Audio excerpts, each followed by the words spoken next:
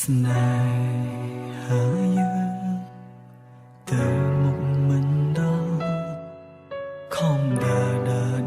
រហូតដើរដល់ផ្លូវតងខំព្យាយាមដែរនៅតែគ្មានលទ្ធផលដើរទៅ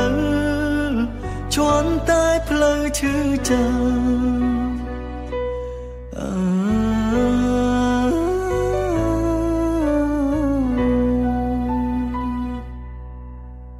សំណួរតែសួរបងនៅស្រឡាញ់អូនទេ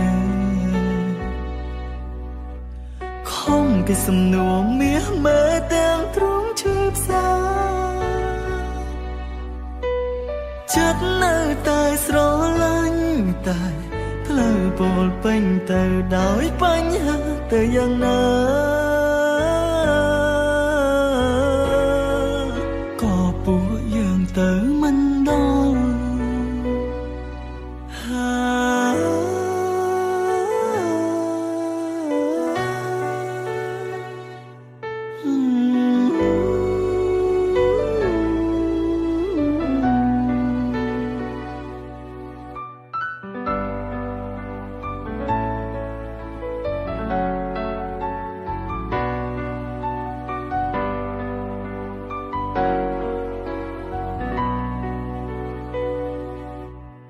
ស្នេ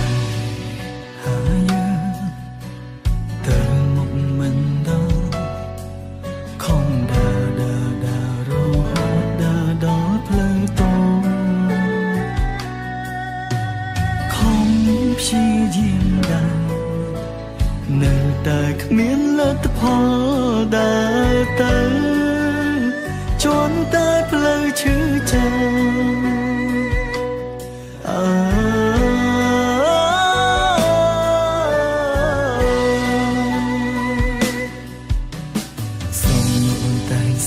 បងនៅស្រឡាញ់អូនទេ